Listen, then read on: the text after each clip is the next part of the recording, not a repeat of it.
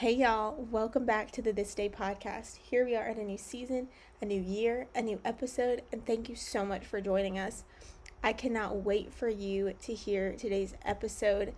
And if you are new with us, thank you for stopping into our little corner of the world. I pray that in this podcast you find that you are chosen, you are loved, and that you are special to the King of the universe. On this week's episode of the podcast, we have Christian music recording artist Jon Reddick. You may be familiar with him if you've heard songs like You Keep Hope Alive, Do You Know Who's in the Room, and so many other incredible worship songs penned by this incredible Christian music artist. He's not only an incredible songwriter, but he's also my worship leader at Church of the City Franklin here in Nashville, Tennessee. So y'all tune in right now to hear our conversation together. Jon, why don't you go ahead and just introduce yourself to everybody and share a little bit how you got started in music? Well, my name is Jon Reddick, and I've been doing music for a while. So I think I started doing music, just making music when I was a kid. Well, actually, my mom tried to teach me piano lessons. I was 8. I didn't really want to learn, so then I went to do something else, and then I came back. I said, "Okay, I'm ready for you to teach me." I was probably a teenager. She was like, "Nope, I'm not teaching you." So then I kind of had to start learning on my own. But then I also did it in college, and so although I was actually majoring in something else, I ended up changing my major and started trying to pursue songwriting, artistry, things like that, producing. Very cool. So you have led in so many different worship settings, so many different worship environments. What do you do to prepare for just a time of worship to get ready to lead into those different settings? Mm. One of the things I do is, prayers, Mhm. probably foremost. And sometimes I just kind of sit at the piano and just have my own kind of worship time. And sometimes it'll come from there, just sitting at the piano and praying that God kind of lead me. And so, and also just to may depend on where I'm going or, yeah. Yeah, absolutely. Now, was there ever a moment when you were writing songs or when you were just kind of in a season of just leading different people in worship that you knew that God was taking maybe your ministry, your songwriting to just something beyond you, beyond what you could have ever done on your own? Hmm. I don't know. I've always considered that it's beyond me.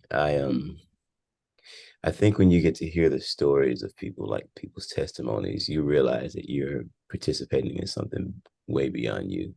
And it doesn't matter how big or how small it is. I believe the whole narrative of God coming into our lives and Jesus giving his life for us, all that is beyond us. And because our music points to him, that it's naturally beyond us. And so we're just trying to be a part and hoping that we're doing the best.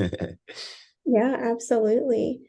Um, how can someone kind of be intentional about seasons of worship in their lives or just be intentional about worshiping, whether it's a Sunday morning or whether it's a weekday? Just be intentional about that worship time. Yeah. Worship, I think, comes out of a relationship for me. Um, well, that's one of the forms, I guess. But I think being intentional about it is some prayer time, some because worship obviously is not just singing a song, but I think some of it is, I think being transparent, like vulnerable, is what a lot of it has to do with. Not just singing words, but also letting God come back into your own heart. I think there's a part of that that actually lends to you submitting yourself to God and therefore like worshiping Him. If you worship anything, you're giving them you. So I think being intentional just means to lean back and realize you don't have it all yourself. Yeah, absolutely. Now, practically, that could be praying more or in the middle of some kind of thing in your life, you realizing that God has more. His guidance is better than yours. So then you're lending yourself to trusting what he may be saying to you. Sitting.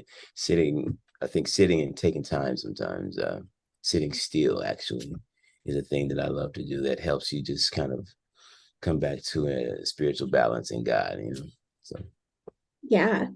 I think stillness, especially in our culture, how do you find time to just be still when there's, you know, phones going off all the time, when it's all these like distractions happening? What do you do to take time to be still? Yeah, I think use the phone distraction thing as in set an alarm on it, Yeah. and then set a timer if you have to. Just plan it and make it a part of the day.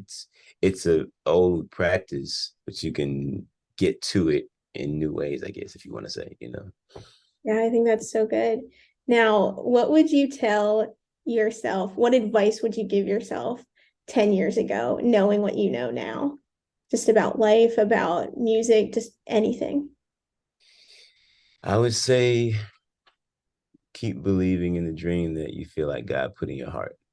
Like, I think a lot of times there's a dream that hasn't manifested yet, or trust in God's process. We have our own kind of process in our hearts and our minds, and that's great. You plan as much as you can. I remember this saying: "It's just plan as much as you can, and then go with the flow." I think um, I would say to myself, just hold on to the dream that you feel like God put inside your heart, because you don't know what He's doing, but He's always working on our behalf.